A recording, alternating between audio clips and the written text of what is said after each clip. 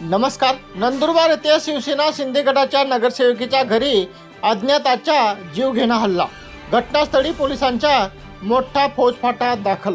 नंदुरबार शहरात आज सायंकाळी शिवसेना शिंदे गटाच्या नगरसेवकीच्या घरावर उपद्रवींच्या घरात घुसून हल्ला केल्याची घटना घडली आहे. यात चाकूने घरातील महिलेवर हल्ला करण्यात आला आहे. या हल्ल्यात उपद्रवींनी घरातील वस्तूंची तोडफोड व नासधूस केली आहे. घरातील पुरुष मंडळी दुःखद घटनेच्या ठिकाणी बाहेर गेले असल्यामुळे घरात केवळ महिला होत्या. या अचानक घडलेल्या हल्ल्यामुळे मुलांमध्ये भीतीचे वातावरण निर्माण झाले होते. या घटनेमुळे परिसरात अचानक नागरिकांची पळापळ सुरू झाली होती. घटनेची माहिती करताच पोलिसांचा मोठा फौजफाटा घरामध्ये 3-4 लोक येऊनच गेले होते घरात. तिथे आपण लोक बघू नाही शकत ना किती आले काय ताबा होते. 3 जण आत आले ना ते कोण काय खेचतंय कोण काय खेचतंय अधिकार घरात यापर्यंत तोपर्यंत काय करताय एकदम खालच्या दर्जाने शिव्या देत होता तो. मग गाण्याला शिव्या देतोय मुलांना बघत नाही काय अभ्यास करत होते. आमच्याकडे मौत झालेली ते सर्व जेंट्स आमच्या तिकडे गेलेले होते. आम्ही सर्व 3-4 जणच घरात होते. सर्व मुलं आमच्या घरात होते.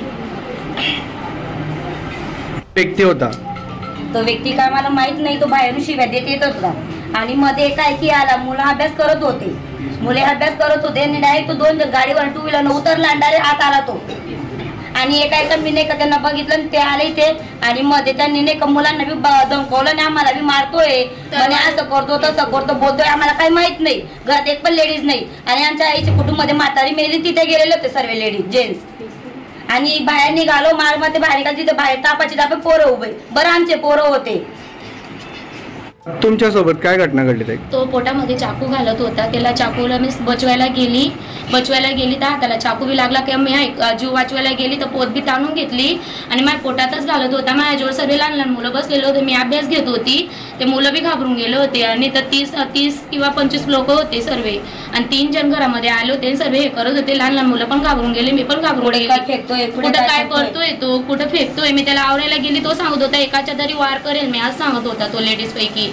तर मी त्याला सांगितलं तू कशाला वार करतोय आम्हाला आमचे जेंट्स येऊ द्या मग आमच्यावर वार करा की तो मग म्हणे सर्व मुलं घाबरून गेले. चाकू हातामधून घेतला तर चाकू माझ्या हाताला बी लागला आणि तो वारच करत होता पोटामध्ये. टोटल बाकीचे ओळखीचे होते आणि बाकीचे अज्ञात होते. ते बी ओळखीचे असे पटले. आम्ही सर्व मौतीत होतो. आमची आजी म्हणजे चुलत आजी वारून गेली. गौरव पॅलेस मागे सर्व मौतीच्या ठिकाणी होतो. आम्ही तिथं गेलो होतो. फक्त लेडीज होती घरात आणि लहान मुलं होते. ते आले फक्त एकच जण त्याच्यातला 2-3 जण सापडले. त्यांना पोलीस घेऊन गेले. 1-2 जणाला ते घरात आले. त्यांनी तोडफोड केली. पूर्ण ड्रिंक केलेलं होतं आणि हद्दपार लोक आहे बाकीचे त्याच्यात म्हणे. हद्दपार लोक नंदुरबारात फिरत कसं काय म्हणजे पोलीस प्रशासन किती हे करतं याच्यावर तुम्हाला आता समजून घ्यायला. हे आरोपी हद्दपार यांच्यावर पहिलेच राईटचे गुन्हे दरोडा 395 307 मर्डर करणं हे करणं यांचे हे धंदे खंडणी वसूल करणं यांच्यावर गुन्हा ऑलरेडी दाखल आहे. तरी आज एक माजी नगरसेवकाच्या घरी हल्ला करता म्हणजे यांची दादागिरी नंदुरबारात केवढी झाली हे मी आज तुमच्या न्यूज चॅनलच्या माध्यमातून नंदुरबाराला सांगू इच्छितो.